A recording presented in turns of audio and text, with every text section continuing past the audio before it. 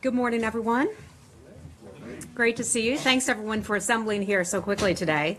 Welcome to the State Department. We asked you here to provide you with some new information on the 6-year crisis in Syria. I'm joined today by Acting Assistant Secretary for the Bureau of Near Eastern Affairs, Stuart Jones. Stuart recently returned from the talks in Astana. He'll give us an update and also provide you with some newly declassified information on Syria today. Last week, Secretary Tillerson met with Russian Foreign Minister Sergei Lavrov for more than an hour here in Washington. You've read the readout from that meeting, but I'd like to provide you with some additional context and details coming out of that meeting today. Secretary Tillerson was firm and clear with Minister Lavrov. Russia holds tremendous influence over Bashar al-Assad. A key point that took place in that bilateral meeting was telling Russia to use its power to rein in the regime. Simply put, the killing and devastation has gone on for far too long in Syria. Minister Lavrov was clear as well that he shares the same goals as the United States does in Syria, a unified and stable nation. Both men agreed that the way to bring stability to Syria must come through diplomatic and political means. We call upon Russia to use its influence with the Assad regime to get it to adhere to a lasting negotiated ceasefire. That ceasefire, we believe, will reduce violence and also ensure unhindered humanitarian access and stop the indiscriminate killings of civilians. These actions will help create the conditions on the ground for a political resolution of that conflict. And with that, I'll turn it over to Acting Assistant Secretary Stuart Jones. He will take your questions at the end. Thank you. Thank you. Good morning.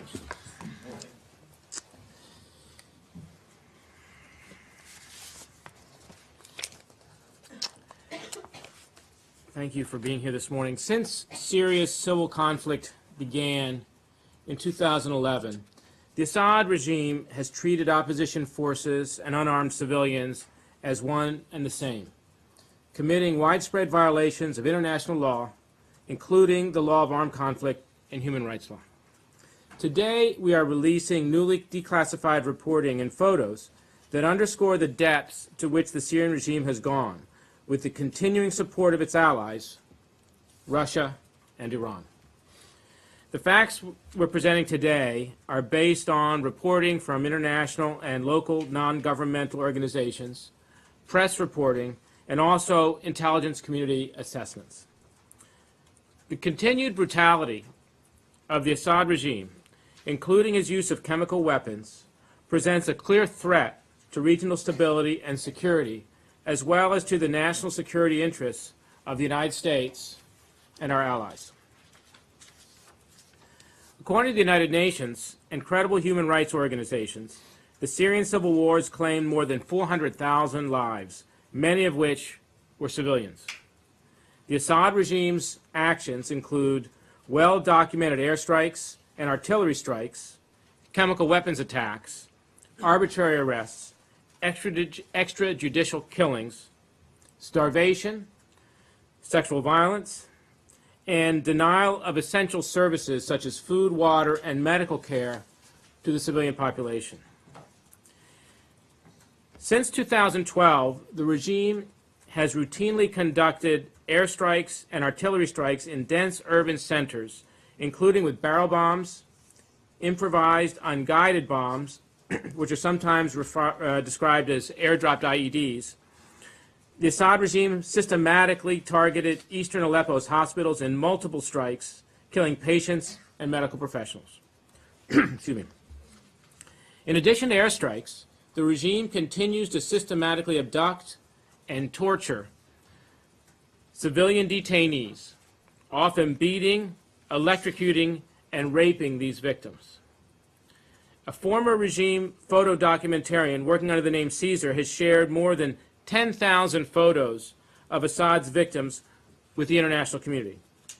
According to numerous NGOs, the regime has abducted and detained between 65,000 and 117,000 people between 2011 and 2015. Moreover, the regime has also authorized the extrajudicial killings of thousands of detainees using mass hangings at the Sednaya military prison, Sednaya is a 45-minute drive outside of Damascus and is one of Syria's largest and most secure prison complexes. Sednaya is but one of many detention facilities where prisoners are being held and abused. Others include the Mesa Airport Detention Facility and military security branches 215, 227, 235, 248, and 291, which are all located throughout Syria. The regime holds as many as 70 prisoners in Sednaya in cells that have a 5-person capacity. And according to multiple sources, the regime is responsible for killing as many as 50 detainees per day at Sednaya. Credible sources have believed that many of the bodies have been disposed in mass graves. We now believe that the Syrian regime has installed a crematorium in the Sednaya prison complex, which could dispose of detainees' remains with little evidence. Beginning in 2013, the Syrian regime modified a building within the Sednaya complex to support what we believe is a crematorium, as shown in the photos that we've distributed to you. Although the regime's many atrocities are well documented, we believe that the building of a crematorium is an effort to cover up the extent of mass murders taking place in Sednaya prison. The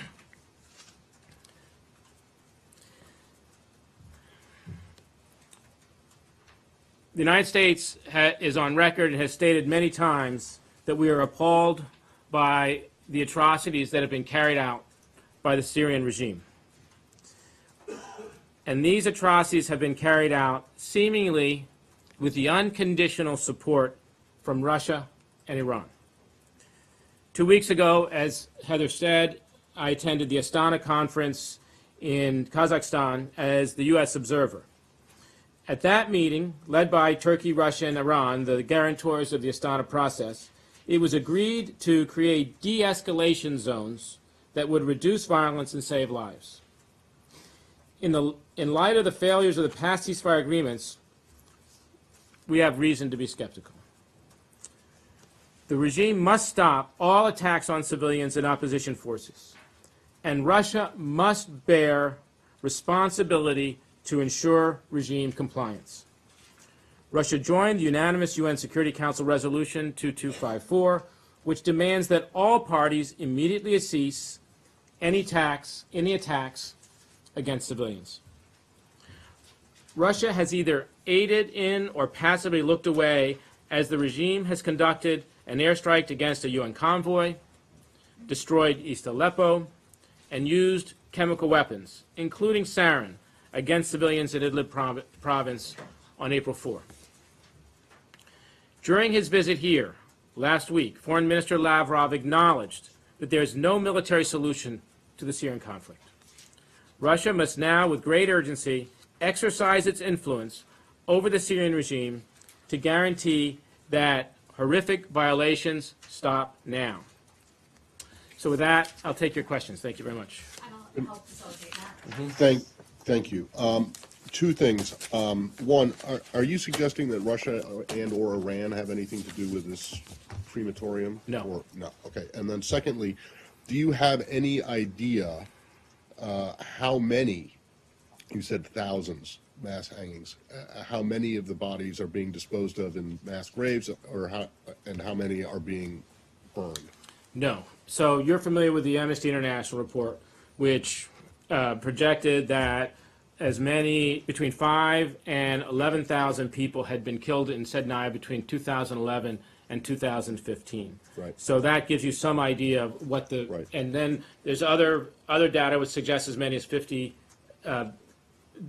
murders a day coming out of the complex. That's a lot. Are all of those? Do you think all of the 50 a day are being burnt, or? So I don't know, what we're assessing is that if you have that level of production of mass murder, then using the crematorium would allow the regime to manage that number of corpses coming out of the prison complex, Margaret? and without evidence.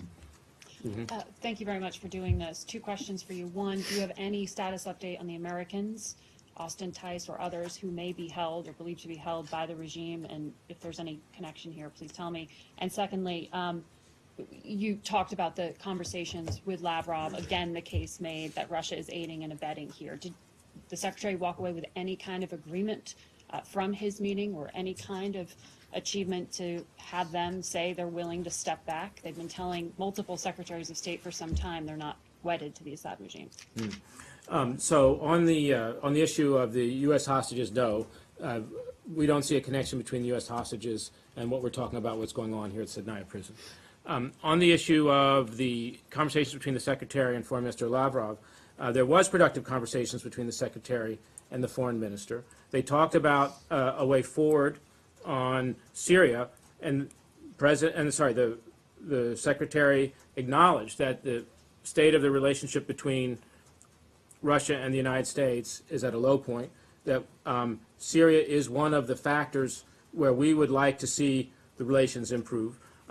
But I would not say that they mapped out a specific way forward on how to address the issue of Syrian atrocities or even how to move forward on the Geneva process. Though, of course, we're participating in the Geneva process. We support the Geneva process. We believe that in addition to achieving a ceasefire in Syria and cessation of hostilities, that the political process needs to follow.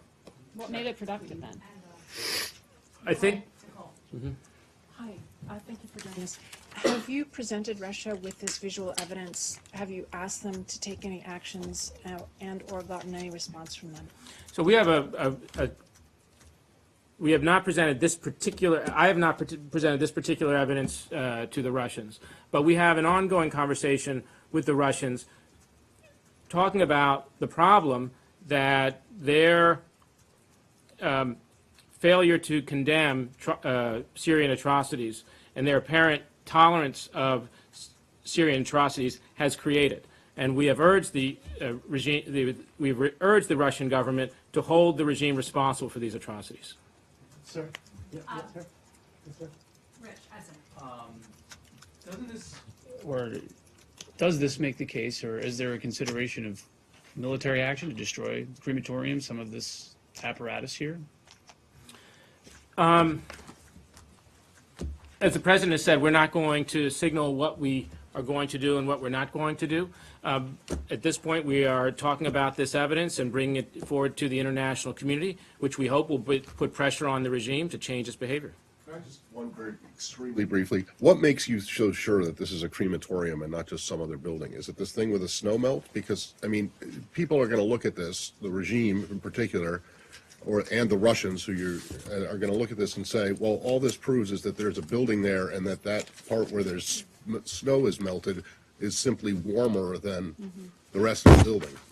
So if you look, so obviously these photos date over several years from 2013 to 2017. If you look at the earliest photo, the August 13 photo, this is during the construction phase. And, you know, these HVAC facilities, the discharge stack, the probable firewall, the probable air intake, this is in the construction phase. This would be consistent if they were building a crematorium. Then we look at the January 15, and we're looking at snow melt on the roof that would be consistent with crematorium. So, Just a warmer part of a building, right? possibly. Sir, Dave, could I ask you on final question.